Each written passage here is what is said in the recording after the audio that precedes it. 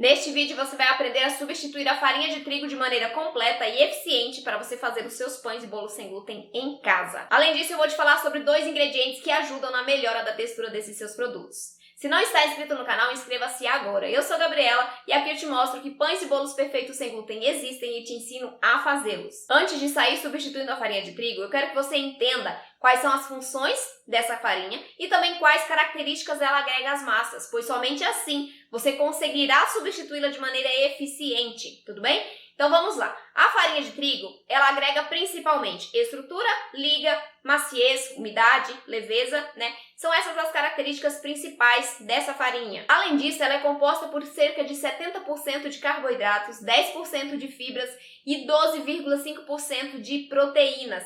Então, a gente precisa ter em mente esses valores para que quando nós formos substituí-la, a gente coloque também farinhas que agreguem essas características, né? Fibras, proteínas principalmente, para trazer mais maciez e umidade para as massas. Por que a gente precisa ter esse conhecimento para substituir corretamente a farinha de trigo?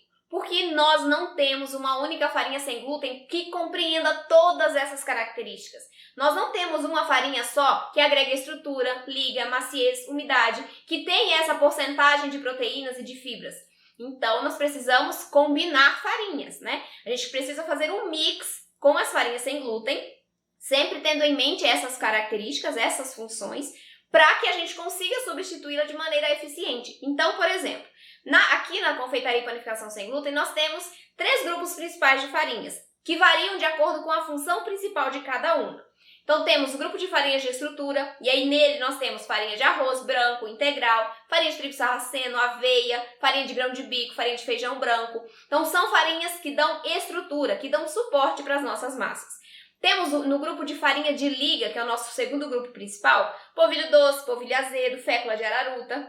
São farinhas que vão contribuir para a elasticidade, para evitar que nosso bolo e nosso pão esfarele depois que estiver assado. Também temos o grupo de farinha de maciez e leveza.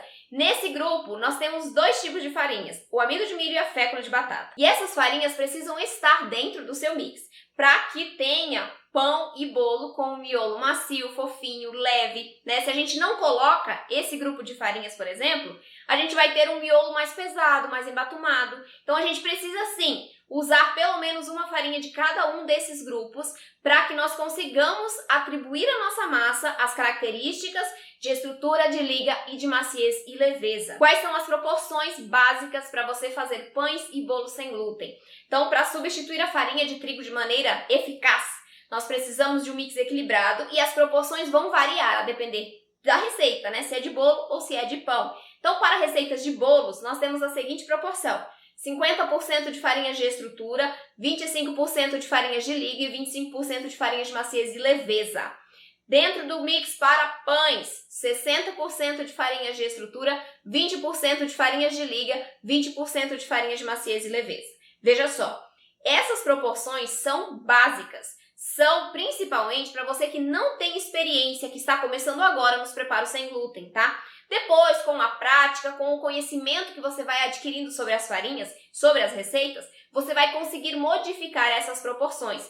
Mas para você que não sabe ainda como fazer isso, não conhece as farinhas, use essa proporção básica que você vai conseguir um excelente resultado nas suas receitas, tá? É importante até você saber dessas proporções para você conseguir identificar nas receitas que você já tem em casa. Ah, será que tem 50% de farinhas de estrutura? Será que tem 25% de farinhas de maciez e leveza? É muito importante que essas proporções sejam respeitadas, porque senão o resultado final pode não ficar do jeito que você espera, tá?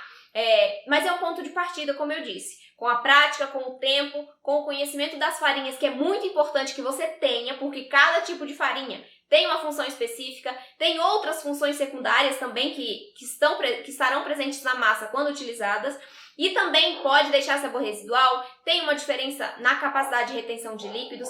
Então é muito importante que você conheça as farinhas, suas funções e as características que cada uma agrega para suas receitas. Substituir a farinha de trigo é uma necessidade para quem tem alguma sensibilidade ao glúten ou ao próprio trigo, né, como alergia ao trigo. Mas para você fazer essa substituição sem perder a estrutura, sem perder a maciez, sem perder a liga, é muito importante conhecer as farinhas, conhecer os ingredientes que você está utilizando e principalmente montar um mix equilibrado, né?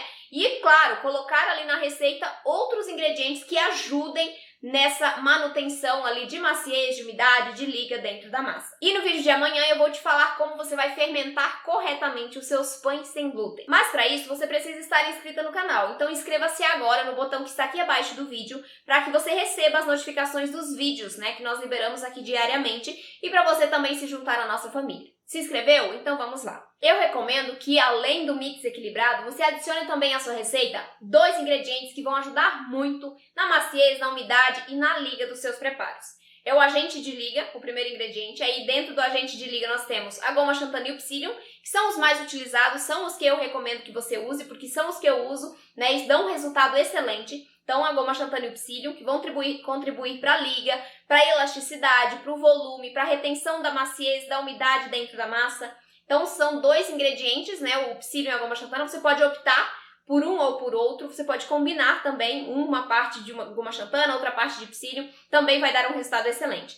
E o outro ingrediente é o ácido. O ingrediente ácido contribui para a maciez e para a umidade, porque ele ajuda a manter as bolhas de ar firmes dentro da massa, impedindo que elas rompam. Se elas se romperem, o gás e a umidade vão sair da massa. Então, quando eu tenho as bolhas firmes, eu consigo aumentar a maciez e a umidade da massa e o ácido vai me fazer isso. Você pode usar o vinagre, suco de limão, suco de laranja, enfim, o ácido da sua preferência, tá? Mas esses 2 ingredientes eu recomendo que você use em combinação, em complemento ao seu mix de farinhas sem glúten equilibrado. A farinha de trigo é uma farinha completa por si só. E como você pode perceber, nós não temos uma única farinha sem glúten que contribua para a massa com todas as características que a farinha de trigo contribui. Por isso, nós precisamos combinar alguns tipos de farinhas que juntas, interagindo entre si, vão agregar para a receita a estrutura, a umidade, a liga, a maciez, né? Então, a gente precisa de um mix equilibrado.